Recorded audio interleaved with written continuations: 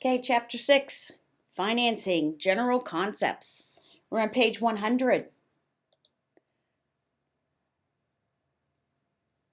Some definitions. Loan to value ratios. Basically, that's your equity. There's your origination fee. Discount points, that's prepaid interest. You are going to have to identify that 1 point equals 1% of the loan. Discount points are used to buy down your interest rate. In other words, if a buyer can't qualify for a loan and he's, let's say, $100 off, he can prepay interest, which will drop his interest rate, and his monthly loan will get lower, therefore he'll qualify. Okay, broker commissions, they're usually shared. And then PMI is mortgage insurance. Private mortgage insurance is required with less than 20% down or 20% equity.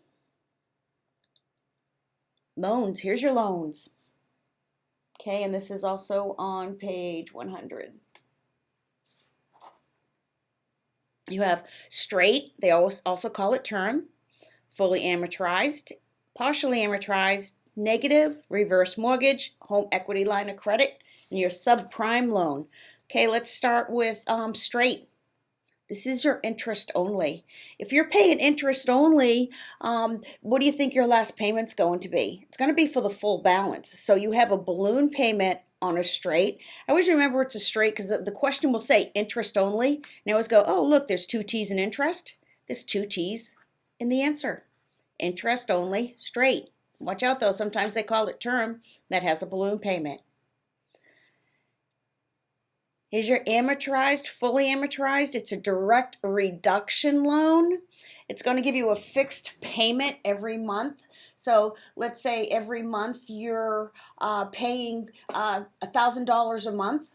Your first payment is going to look something like $990 is going to go to the interest.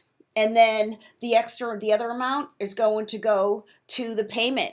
By year 15, it's going to reverse where most of your payment, even though you're paying the same amount of money, most of your payment's going to go to actually paying down the property, and then less will go to the interest. So interest payments decrease over time. Principal payment increases over time. They may recall it reverses over time. I put in these links for you. These are some just really free, cool calculators that are online. If you ever need to figure out, how much a payment is for you or for a client or anything, or anyone, just go in and check them out. I'll leave these up here for a little bit so you can copy down these links. I don't think they'll direct link you. Maybe.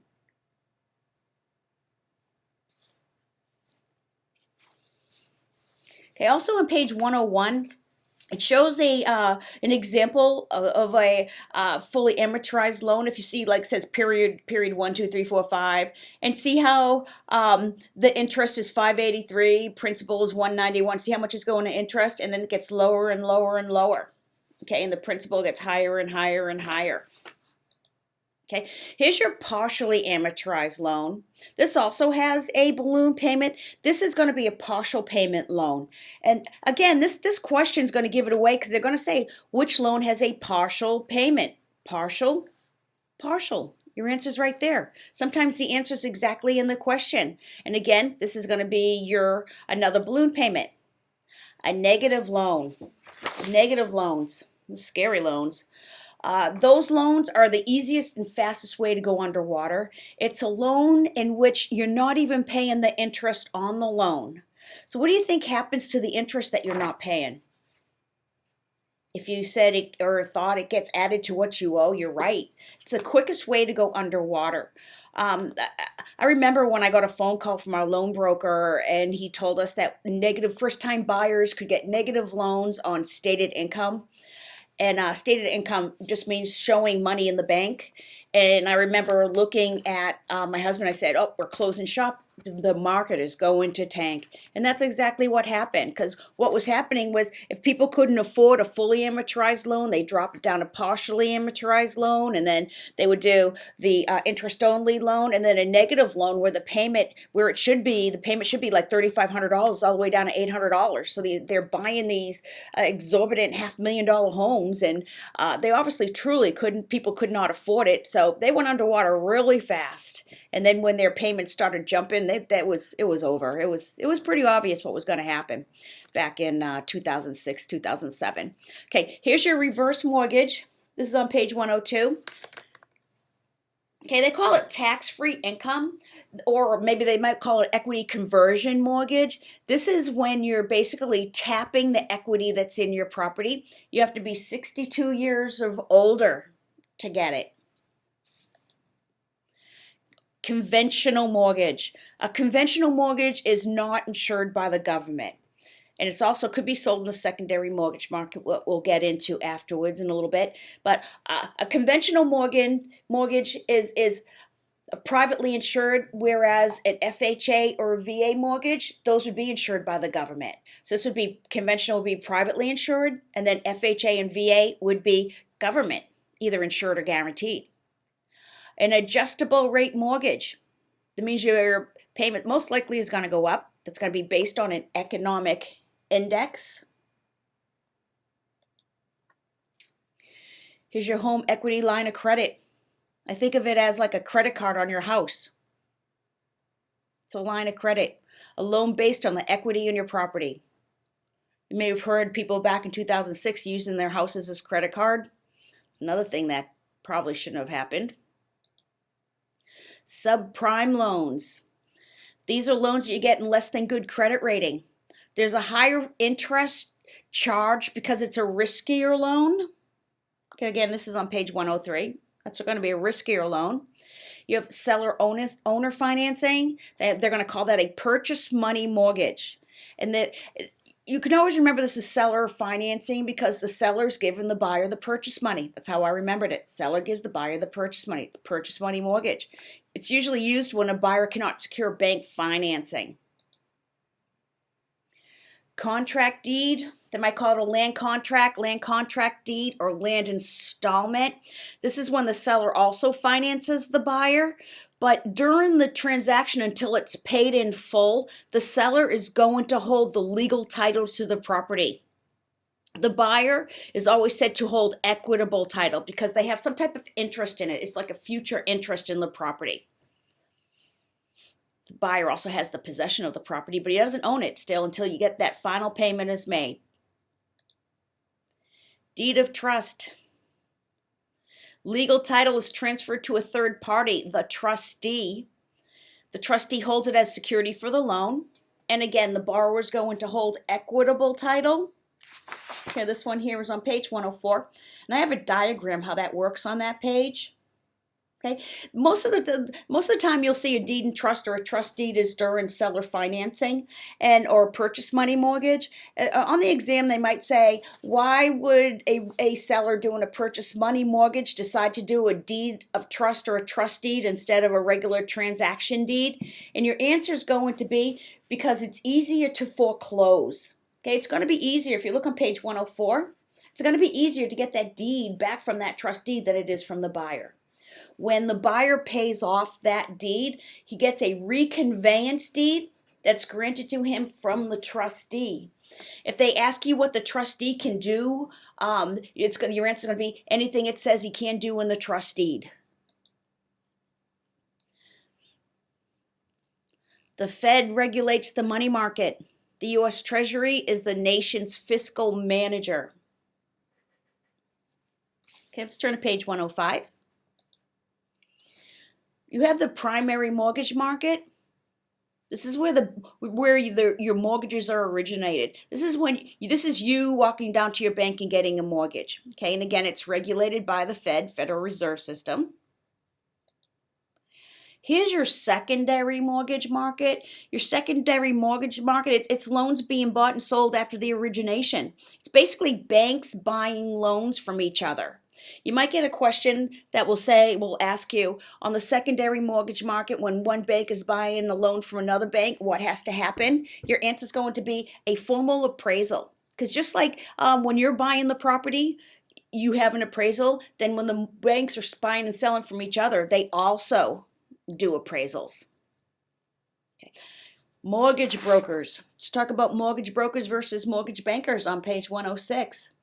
Mortgage brokers, those are self-employed people. They originate loans for lenders, and they're considered to have more product than a mortgage banker. They work for themselves. When they take an application for a client, they shoot that information out to 5 or 6 different banks, and then they pretty much negotiate. So there's a lot of product that the person who needs to be financed can choose from, as opposed to a mortgage banker.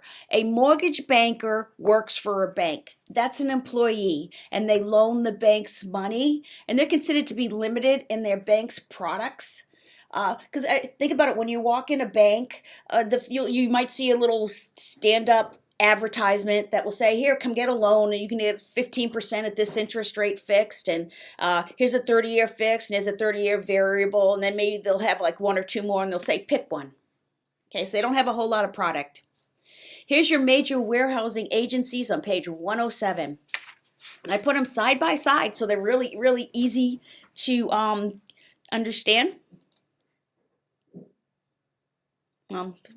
Somewhat easy. This took me years to understand, so let's just try to get the basic things that I think you're going to be asked on the exam. Okay, unless you're a whole lot smarter than me, which you probably could be, very much so. All right, so here, first of all, we have Fannie Mae. It's publicly traded. It's a government-sponsored enterprise. It raises money by selling government-guaranteed bonds. See where it says works with Ginnie Mae in the tandem plan?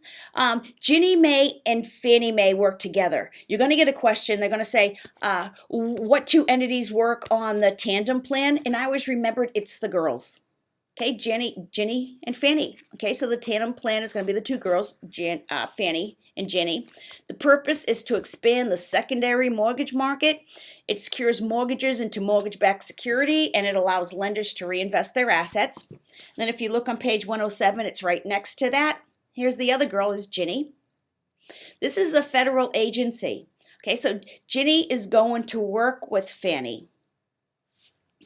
Okay. It expands affordable housing and financing. It authorizes the purchase of FHA, VA, and rural development loans. It works with Fannie Mae, and it guarantees mortgage-backed securities offered by mortgage lenders. Okay, now let's put the tandem plan together.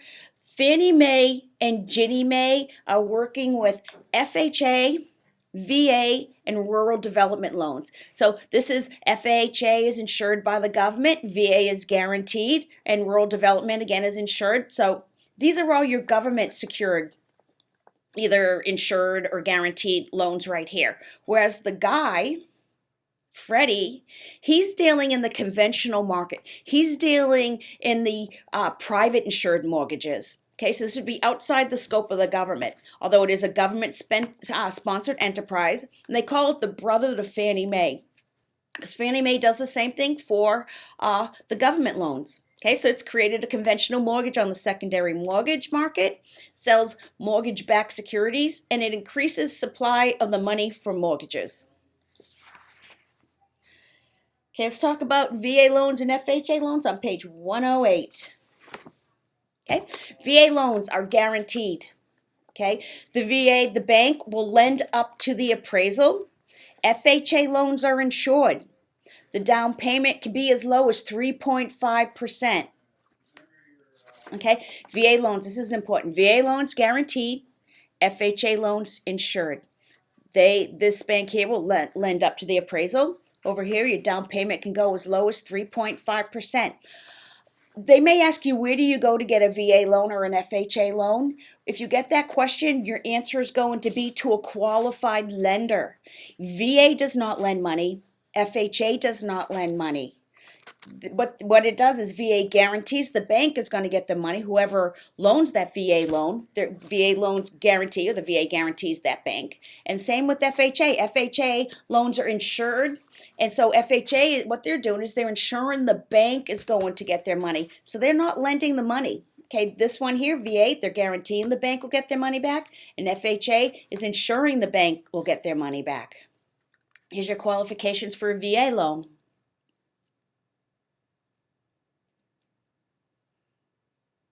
Thank you for your service, everyone. All our veterans. I married a veteran.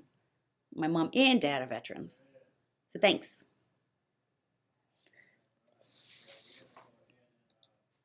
Okay, here's your VA loans again.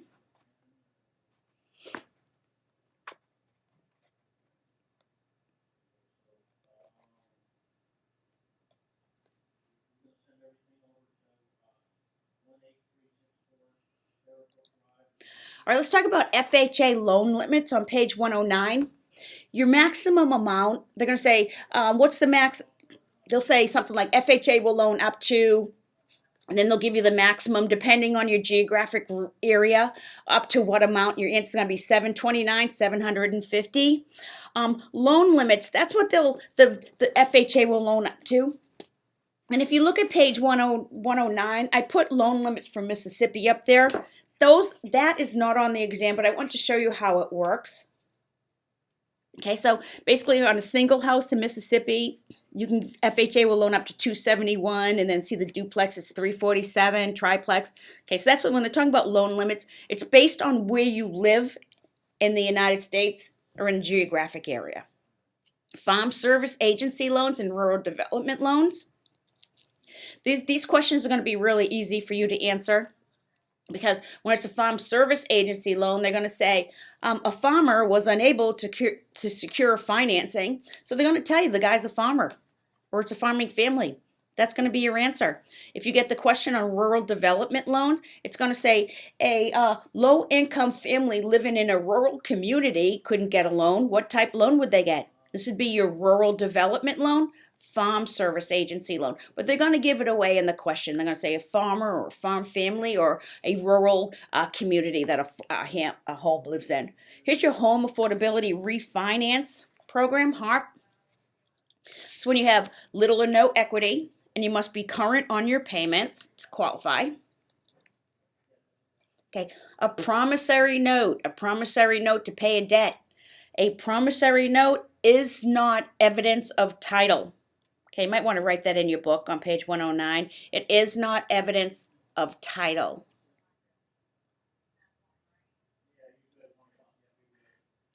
Okay, then you have the assumption. The buyer becomes responsible to pay the existing current mortgage. And then a subject to, which is the seller remains responsible to pay the existing mortgage and the buyer goes and gets a new loan. When you have a subject to, what happens when the seller sells it, basically whatever money he gets goes, that the loan gets taken out of it, basically. Okay, so it gets paid. A due on sale clause is when the property sells, the loan money becomes due. Okay, it says exactly what it is. Due on sale, becomes due. Acceleration clause and alienation clause. Sometimes people, I know I did years again, get these two confused. Acceleration clause, all money becomes due in case of default. Okay, alienation clause in case of default. And that's acceleration there. Alienation clause down here is selling without lender approval. Again, all money will become due. So acceleration, default. Alienation, sell without lender approval. Prepayment. Watch out, make sure your loans don't have a prepayment penalty if you plan on selling it quickly. Okay, it's paying off the mortgage earlier than the due date. A release is giving up your interest in a property. These are just definitions. A partial release clause. This is usually found with a subdivider, where a subdivider he'll get a blanket mortgage over an entire property, and then he'll subdivide it out and put a new plat map on top of that, and then record all those different addresses now. When a subdivider wants to sell just say one parcel of that piece of property that he's subdivided, he'll have a partial release clause on his blanket mortgage where it will state that he can pay a certain amount of money and that particular plat can be released so that the subdivider can sell it free and clear of any loans. Okay, we'll go over that again. Okay, deed of trust. Here it is again, three-party instrument. The trustee holds the deed. The seller's going to have legal title. Buyer's going to have equitable title. And when the buyer pays it off, he gets a reconveyance deed. Okay, that's a review. Okay, but again, on page 110, it has a different way. We're going to compare that to a mortgage. A mortgage is a lien on property in favor of the mortgagee. Once paid in full, the mortgagor or givor of the payment every month receives a satisfaction of mortgage. Silent second. A mortgagee is unaware of another loan. So your bank doesn't know you have another loan. It's called a silent second. Then owner assistance, again, seller financing, purchase money mortgage. Remember, the seller gives the buyer the purchase money. Okay, lien theory states and title theory states. Just read those really quickly. Those are on page 111.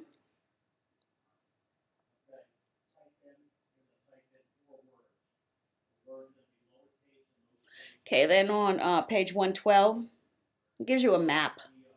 Not in color though.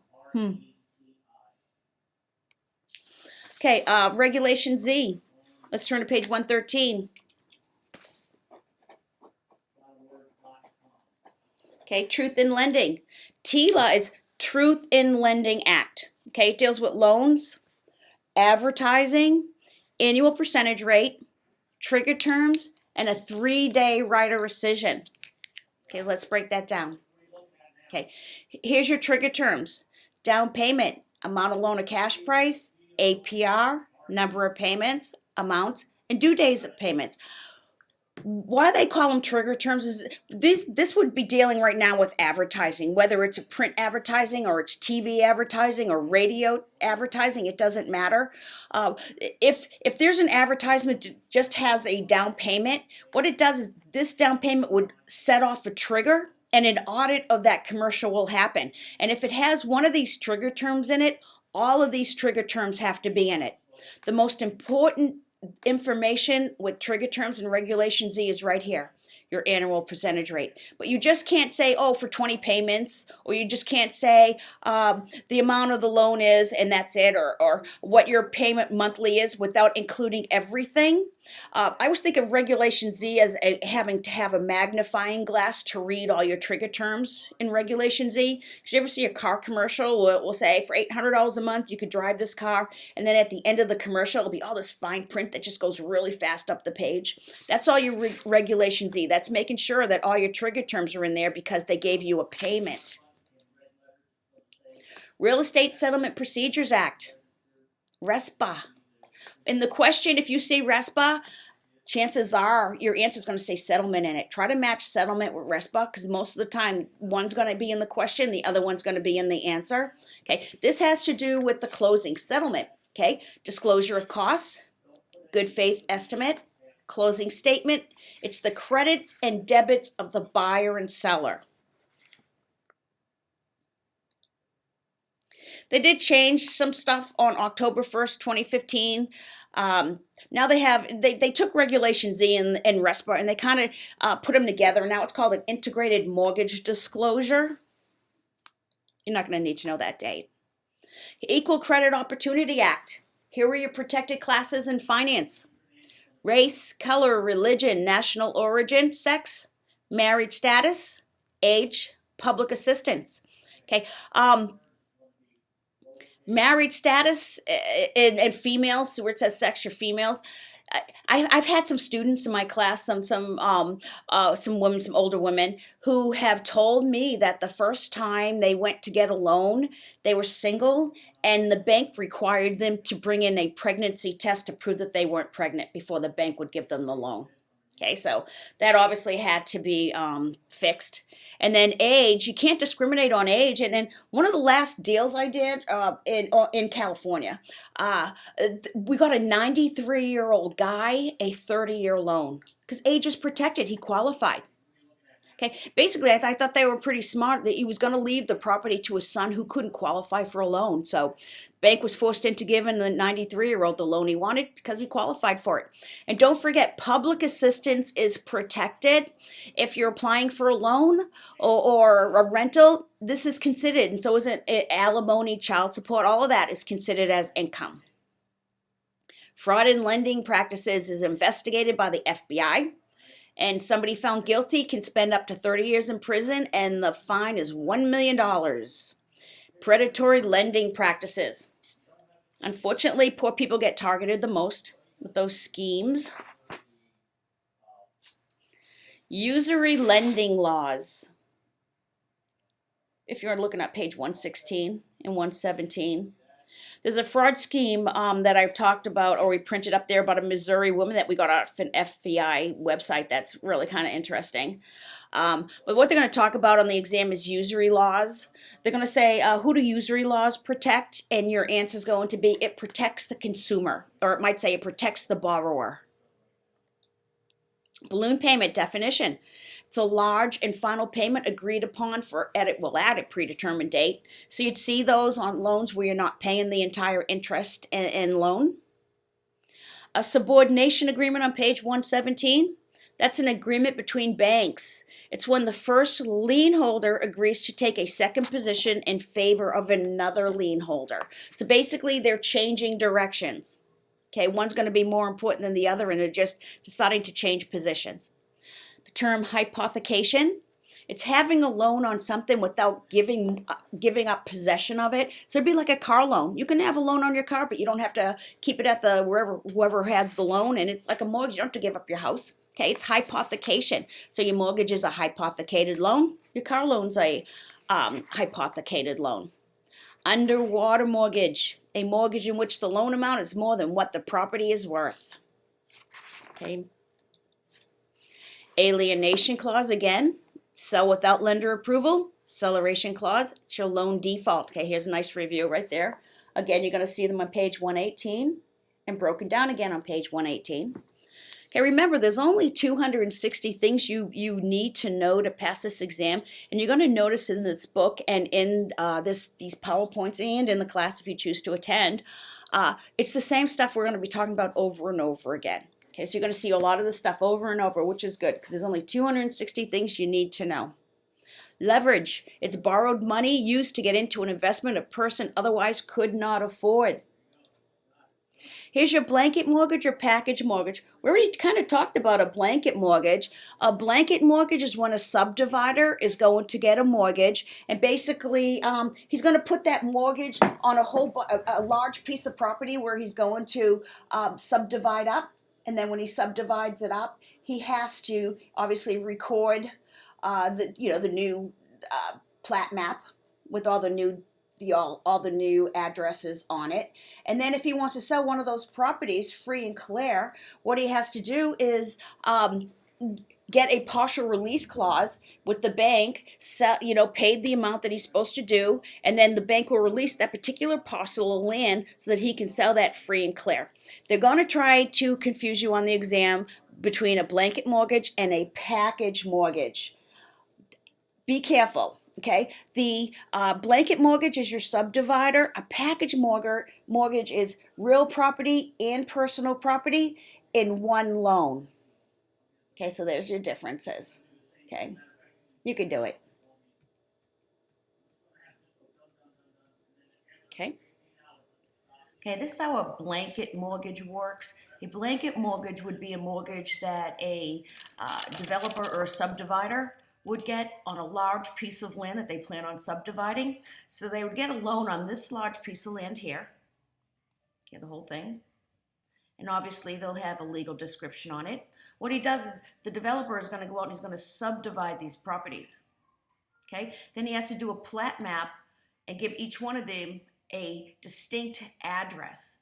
Okay, since he has a blanket mortgage on all of these, if he subdivides this out and he wants to sell this property only, and he wants to sell it free and clear of any liens, he goes to the bank and he gets a partial release clause for this property owner so that he can sell it. So that's your blanket mortgage. Your partial release clause would be on here. And don't get that confused with package mortgage is a mortgage on real and personal property.